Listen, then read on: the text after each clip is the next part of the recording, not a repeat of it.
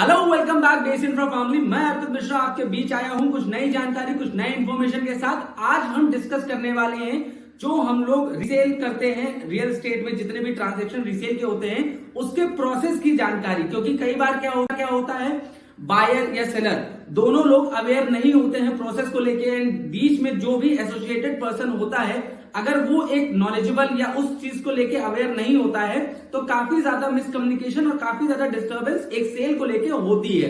Resale property में कहीं ना कहीं कुछ ना कुछ इन्वॉल्वमेंट होते हैं जिसपे हमें ध्यान रखना होता है। इसीलिए आज उस चीज को क्लैरिफाई करने के लिए, उस प्रोसेस को क्लैरिफाई करने के लिए मैं आपके बीच आया हूं इस एपिसोड को लेके। तो शुरू करते हैं। सबसे पहला पॉइंट जो हम रीसेल प्रॉपर्टी खरीदते हैं उसमें हमें ध्यान रखना चाहिए, जब आप किसी प्रॉपर्टी के बारे में किसी से डिस्कस करते हो, किसी थर्ड पर्सन जो आपके बीच में कंसर्न पर्सन होता है, सेलर के आपको उससे अलॉटमेंट लेटर और लेजर, ये दोनों चीजें रिक्वायर्ड होती हैं। क्यों?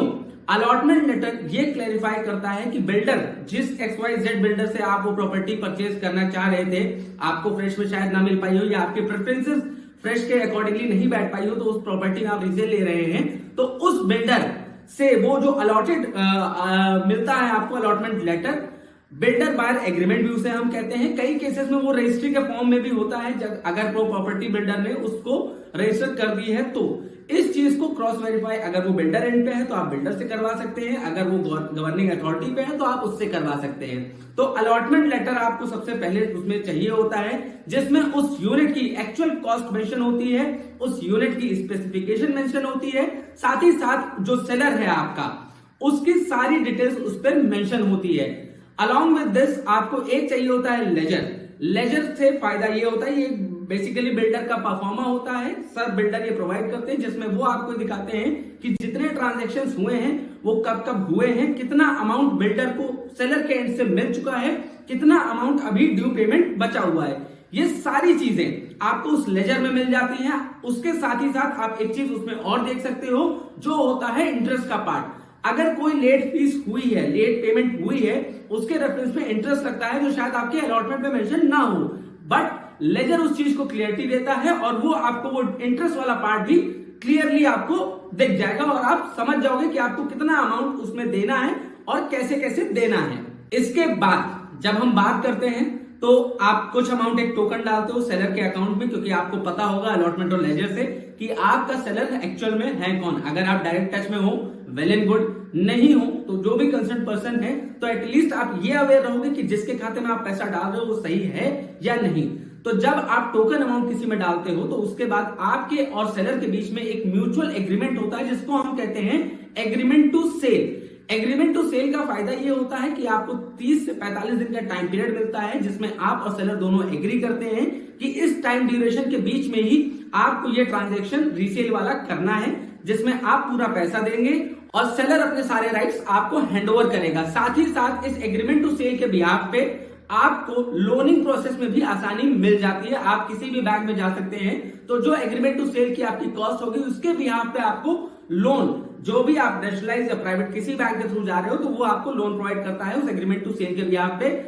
जब आप एग्रीमेंट टू सेल में एंटर करते हो सेलर के साथ तो वो आपको एक फोटोकॉपी का पूरा डॉक्यूमेंटेड सेट देता है, जिसमें allotment letter, builder buyer agreement की सारी डिटेल्स, वो सारी चीजें एक परफॉर्मा आपके पास रहता है, जिसके बिहाफ पे आप लोनिंग प्रोसेस शुरू कर सकते हैं। इसके बाद सबसे जरूरी चीज, जब आप लोन के लिए अप्लाई करते हो तो आपको यह ध्यान रखना है कि बिल्डर ने उस प्रॉपर्टी के अगेंस्ट एनओसी दी है कि नहीं दी है। बिल्डर एनओसी तब देता है जब वो इस चीज से बहुत क्लियर रहता है कि उस पर कोई भी इंटरेस्ट लेवी नहीं है, उस पर कोई भी ड्यू पेमेंट अभी कंपनी पे एज ऑफ नाउ नहीं है, तब वो आपको एनओसी देता है कि सेलर के एंड से उसको राइट ट्रांसफर करने में बायर के एंड पर कोई दिक्कत नहीं है। तो अगर आप बिल्डर एनओसी लेते हैं तभी आपको बैंक भी लोन डिस्पर्स करता है, नहीं तो उससे पहले बैंक भी आपको लोन डिस्पर्स नहीं करेगा। अब बढ़ते हैं अपने चौथे और बहुत ही इंपॉर्टेंट पॉइंट की तरफ, जो है एफिडेविट। नॉर्मली हर बिल्डर के अपने अपने एक तरीके होते हैं ट्रांसफर प्रोसेस करने के लिए, उनके अलग अलग फॉर्मेट्स होते हैं। मैं बात करूंगा अगर कुछ बेसिक फॉर्मेट्स, जनरल फॉर्मेट जो रनिंग है आज की डेट में, तो 2 एफिडेविट और 1 एग्रीमेंट टू सेल, ये 3 चीजें बहुत इंपॉर्टेंट होती हैं। एफिडेविट एक बायर देता है, उसके साथ वो लेटर ऑफ अंडरटेकिंग भी अटैच करता है कि वो सारी रिस्पॉन्सिबिलिटीज लेने को तैयार है, और साथ ही साथ जब सेलर इस चीज को देता है तो सेलर एफिडेविट देता है कि वो अपने सारे राइट्स ट्रांसफर करने को तैयार है और लेटर ऑफ अथॉरिटी उससे अटैच करता है ताकि वो अपनी सारी अथॉरिटी देने के लिए तैयार है। इस चीज को उस पर मेंशन करके वो बायर के नाम पे देता है और ये सारे डॉक्यूमेंट्स एक पूरा सेट करा जाता है। उसके बाद ये आप जाते हो बिल्डर के पास जहां पे आप दोनों एफिडेविट साथ ही साथ अपनी KYC along with all the original documents provided by the builder to the seller, वो सारे ओरिजिनल डॉक्यूमेंट्स रिक्वायर्ड होते हैं। उसके बाद बिल्डर वहां से आपसे लेता है कुछ ट्रांसफर चार्ज, वो वेरी करता है builder to builder, that can be 25 rupees, that can be 150 rupees, उसके बीच में वेरी करता रहता है। कहां पे आप कौन सी प्रॉपर्टी ले रहे हो वो उसके अपने अपने ट्रांसफर चार्जेस होते हैं। फिर वो ट्रांसफर चार्जेस आप जो है बिल्डर को पे करते हो। उसके बाद बिल्डर आपको प्रोवाइड करवाता है एक्नॉलेजमेंट जिसपे वो ये मेंशन करता है कि with in a given stipulated time, जो कि लगभग 1 से 2 हफ्ते का टाइम पीरियड होता है, नॉर्मली हर बिल्डर लेता है, वो आपको वो यूनिट उनके नाम से, जो सेलर है उनके नाम से ट्रांसफर करके वो बायर के नाम पे ट्रांसफर कर देता है।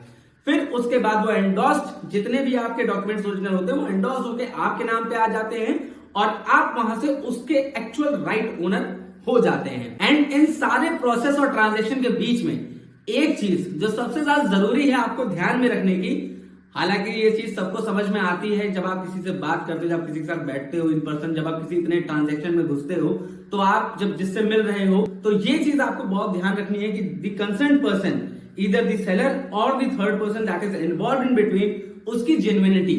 क्योंकि प्रॉपर्टीज में हमेशा हम लोगों ने देखा है कई सारी चीजें ऐसी ऐसी होती रहती हैं, resale is something a part of it. तो हमें थोड़ा सा इस प्रोस्पेक्ट पे ध्यान रखना भी पड़ेगा कि हम जो प्रॉपर्टी ले रहे हैं वो एक जेन्युइन सेलर की है, वो एक जेन्युइन पार्टी से हमें मिल रही है और जो कंसर्न पर्सन बीच में है वो एक्चुअल में जेन्युइन है कि नहीं, वो चीज अगर आप ध्यान रखें तो आप कभी भी बैकफॉल नहीं करेंगे और एक अच्छी प्रॉपर्टी अपने नाम करके ही निकलेंगे।